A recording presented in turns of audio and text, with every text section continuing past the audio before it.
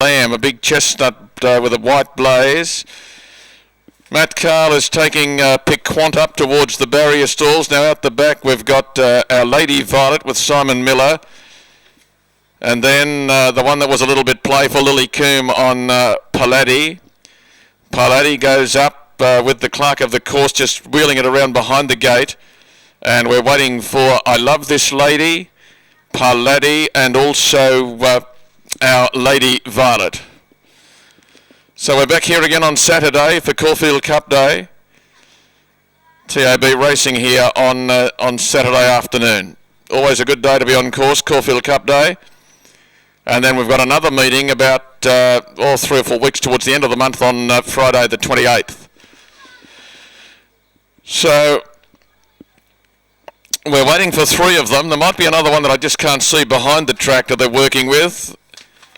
Coming forward now is Our Lady Violet, and behind it, I Love This Lady, and the one that was a little playful in the yard, Paladi with Lily Coombe. Now the top weight, or the number 1 saddle cloth, it's catch weights, of course. They can be whatever weight they like, the riders here. I Love This Lady with Blake McDougall, trained by Graham Hulme down at Albury, carrying the Smackatus colours, who are in a good race today to be placed. He goes up, and the last one will be Paladi. So you got much on for the week? Yeah, mate, yeah, there's enough on. Yeah. Trying to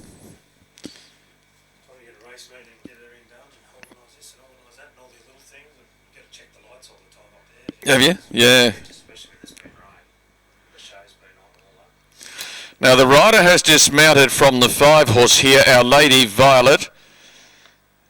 Its rider Simon Miller going to have this one placed in riderless. So can you get to Murrumbidgee, or is it cut off? You can get back down in there. Right, but the water will be up again by the end of the week. Exactly. Tumut's meeting's gone back to Derby Day now. So there's nothing on Derby Day? Well, Berrigan, Balranald and Tumut were all on, and they switched Tumut forward to Cox Plate Day, and now they've switched it back again. Now they're still working with 1 or 2 of these behind the gates. There's still the riderless. I'm sure it's number 5. Only little saddle cloths here, but it looks like Our Lady Violet, who's not loaded, and Paladi is the other one. 25 minutes past 6. It's late enough with the cloud coverage tonight. But the starter obviously working with one just behind the John Deere that I can't quite see clearly.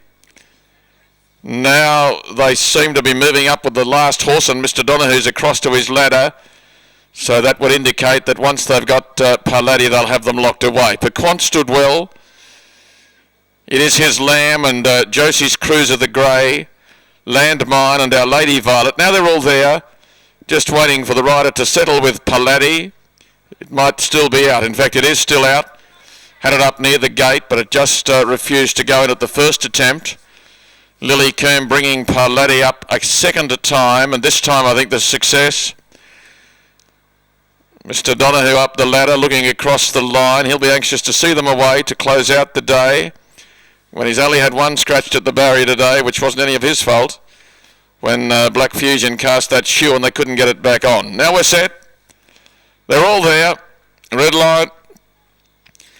Racing in trial 2. They didn't come out too badly, really, and Paladi, and it is his Lamb with the first 2 to get going. Paladi out wider, it is his Lamb on the inside, and they're being followed through by Landmine, who's going to drive up into that whirl of horses, and also there is Josie's Cruiser, and they've settled down with, on the outside going forward quickly now, Our Lady Violet. They're very well bunched for a trial, and they're not going quickly, and Pequant was back near the tail. No more than about 3 lengths covered them up as they race down towards the home corner. On the inside, Landmine on the fence will lead them around the corner and is going to show the way into the lane from Josie's Cruiser. Now wide out on the track, coming strongly was Our Lady Violet, and further back behind those, I Love This Lady is in the middle, and they're being followed by It Is His Lamb and Pequant, and the other one is on the outside of those, Paladi. They're down below the 200.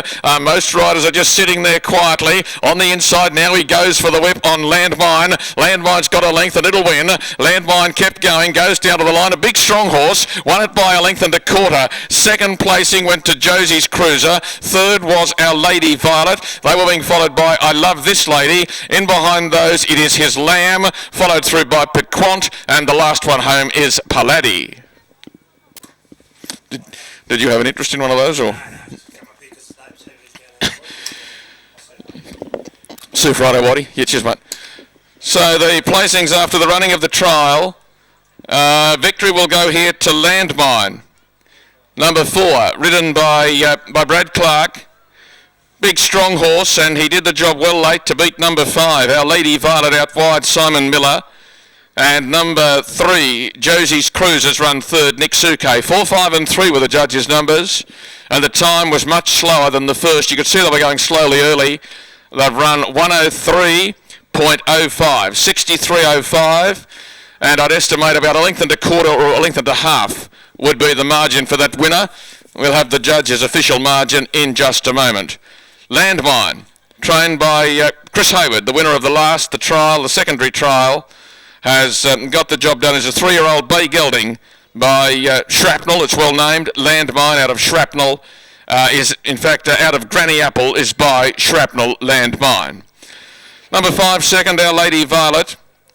And she's a 4-year-old mare, Our Lady Violet.